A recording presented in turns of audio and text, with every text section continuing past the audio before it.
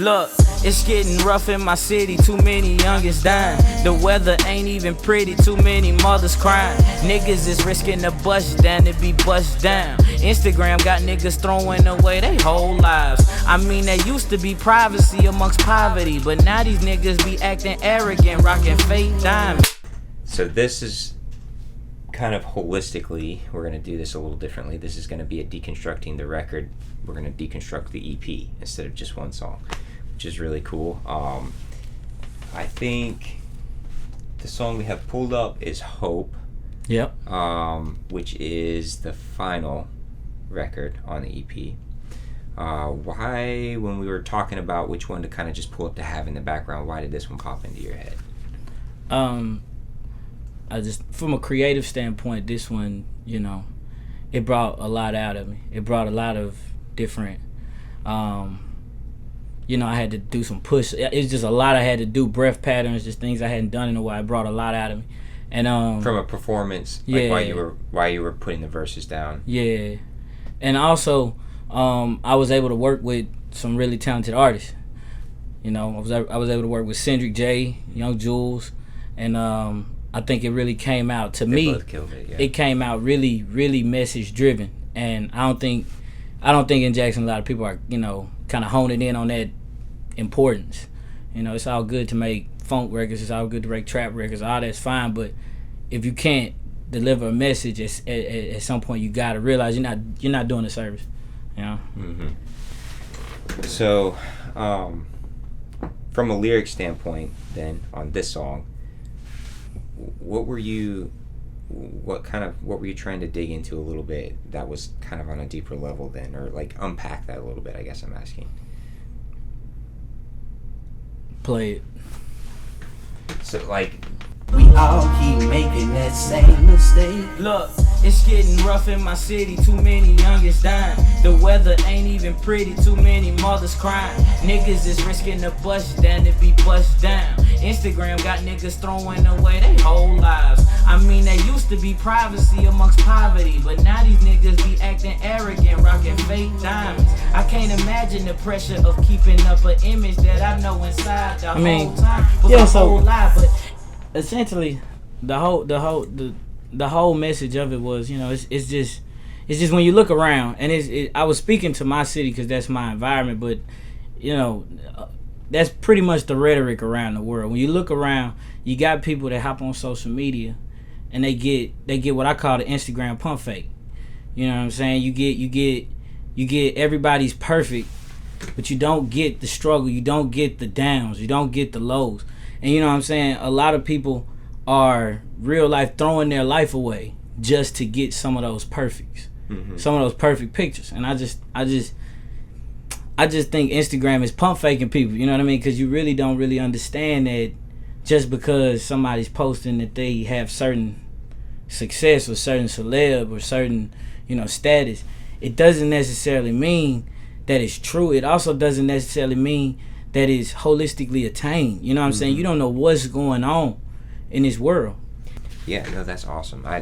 It's definitely one of my favorite on the EP. When you were putting in your head what you envisioned for like the features that are on this one, what made you go the route that is on the record? Well, Cendric's voice, hands down, is amazing to me. Like he did you hear that right away? Yeah, like when I wrote the chorus, I real life just knew that what I was doing sounded okay, but Cendric's voice brings an aspect of like for me, it brings out some memories of some strong times that I had in my past. You know what I'm saying? And I just knew that it could incorporate that into the feeling I was going for the song.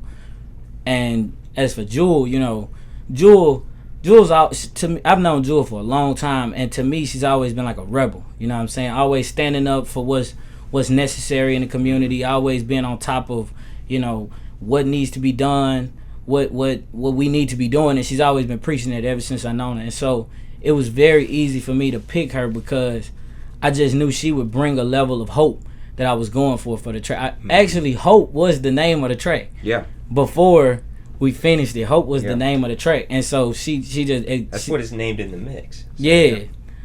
So that was the inspiration for Jewel and Cendric on there, and it came out crazy. Especially, we did all the tricks that you teach me, crown man. All the crown jewels. I'm stuttering because I'm not supposed to talk about it, but they're top secret, man. Yeah, but I really love the way it came out. Mm-hmm. What was that like for you to come into this space then, as a creative, as an artist? What did that mean for you when crafting these songs? Did that impact the direction that you feel like the project went, or how? And if so, how? Or I'm just interested at like what was the kind of the relationship between the space and what was created for you. For me, the what I appreciated most about the studio experience was the attention to the details in which my mind was conveying. Because you've been here for the whole process. Like, in the beginning, this wasn't a mixtape. Like, this was thoughts and visions, and I see this in the community, and this needs to be happening. They're not doing this. And we talked about all of that, too. Yeah. Everything came into, you know what I'm saying? All these things came to fruition, and you paid attention to it and matched different sounds with different microphones. It was a real attention to detail process, and I feel like that attention put me in a space that I could really just trust that at this point all I gotta do is deliver my message. And I feel like every feature that I brought into the studio, they were able to attain that same space in their recording process. And that's why I feel like the music came out a little different than anywhere else, because you don't really get that attention everywhere. You know what I mean? It's other producers doing their thing hands down, but you just don't get that attention everywhere else. And that was for me. What I appreciate that, man. Thank you. So is your process then? Do the lines come to you like in a holistic sense, or do you come up with like a rhythm, or like, and maybe come back and fill in the like a rhythm, then you track a voice memo, and you come back and fill in the lyrics, or what does that look like for you? How do you approach like writing the actual lyrics? Man, I really can't explain it. Like, it's variable, changes maybe. Not really that it changes. It's just that it's so sporadic that I don't really have a. I know that my best writing comes when I finally stumble upon a topic that has been on my mind.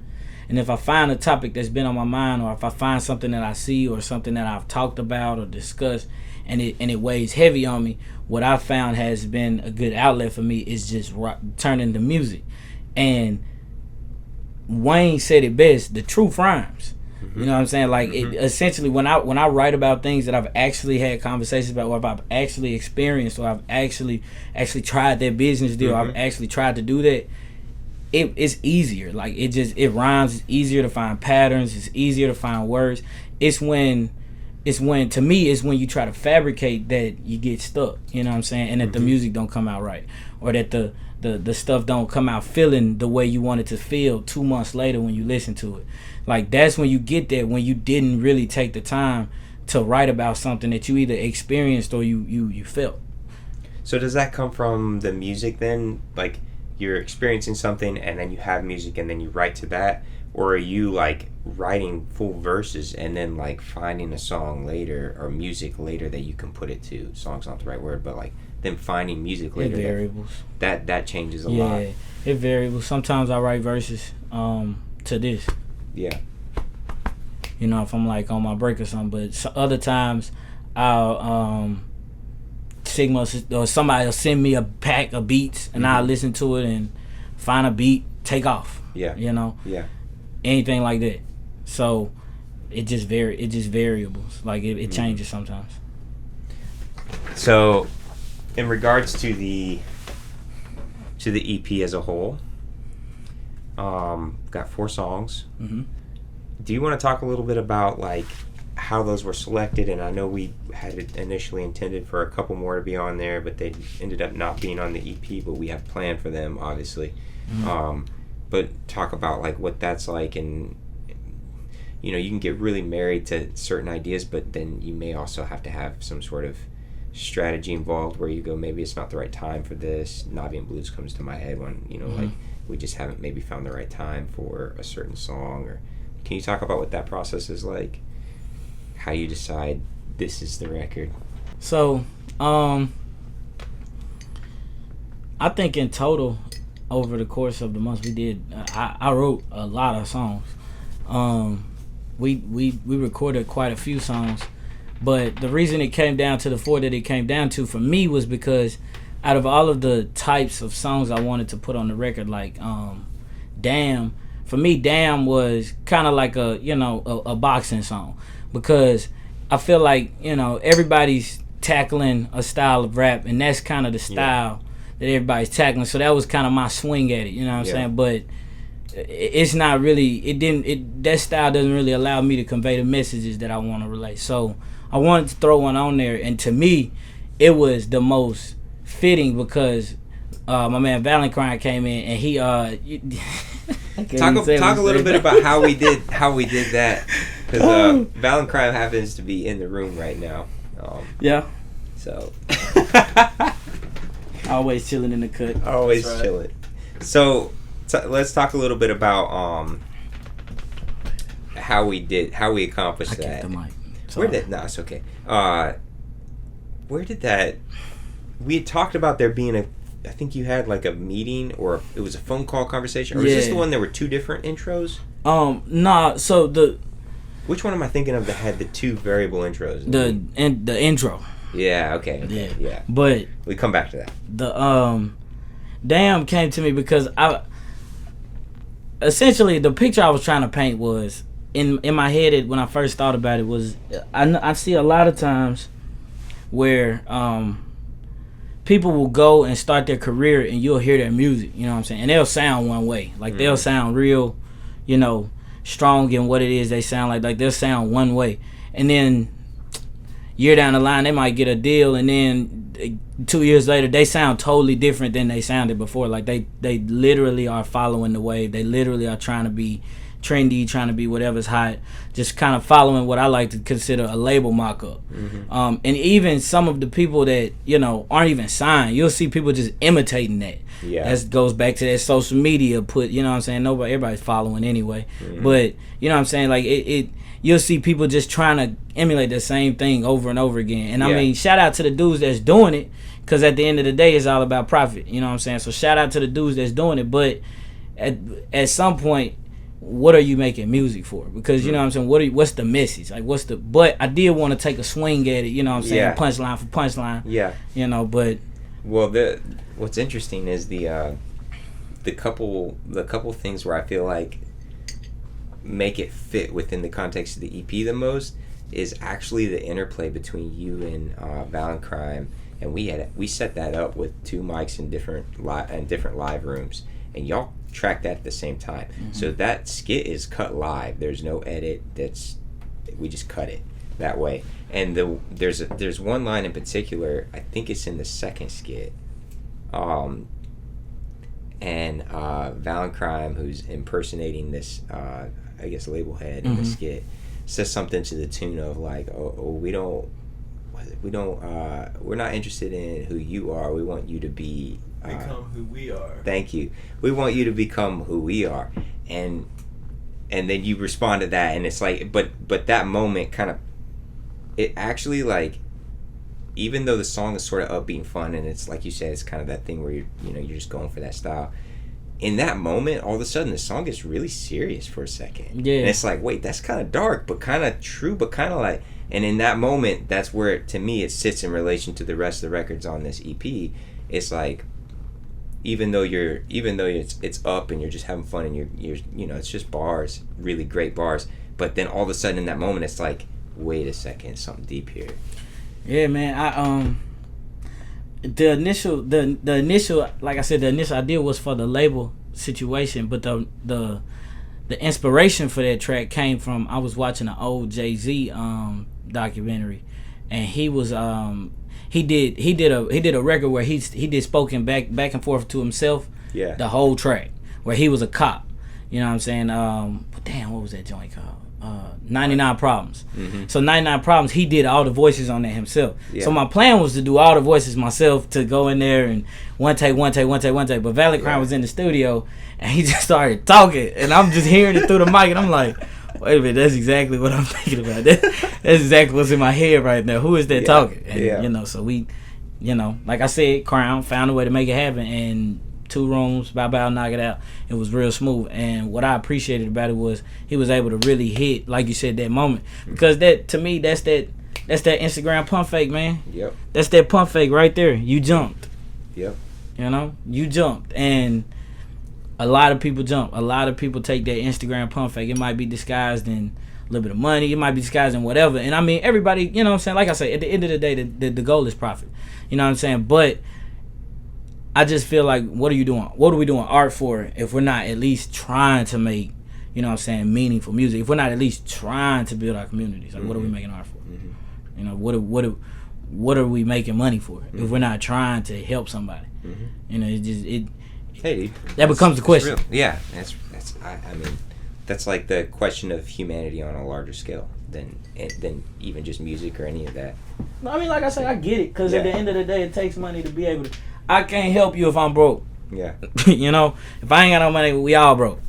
So at the end of the day, somebody gotta go try and get the bag. But if you're not trying to help somebody, what are you doing it for? Yeah. So what do you hope for the listeners then? What's like your in an ideal situation? What are you hoping for the listeners to get out of this? I just hope that, you know, like I said, it's 4 totally different styles of music. So not styles of music, but it's 4 totally different like styles of song. It's almost like 4 different genres of hip hop. Yeah. And so I really just hope that everyone listening can find something in the music that resonates with them. Yeah. You know what I mean? Something that resonates with you. And if you're down, I hope it's something in there to pick you up. You know, all that. Like, I really just hope the music, you know, inspires and touches people. Because end of the day, I got a day job. We all got hustles. You know what I mean? And I'm not really making music to go out here and try to be famous. Like, I don't really, that's not the goal. The goal is inevitably to put different messages in front of my people. Like, I just want to put different messages, like, not necessarily the message that you got to follow, not necessarily the message you got to convey, but just a different outlook, because I feel like everybody else is pumping the same outlooks. You know what I'm saying? They pumping the same outlooks into the community, like the IG pump fake. You know what I mean? And I just think that it's very necessary for somebody to be out here pushing, you know, a different outlook, so that at least you can see it. Because what if nobody was? You know, like, what if nobody was pushing, you know, this outlook? So that would be what I want people to take from this.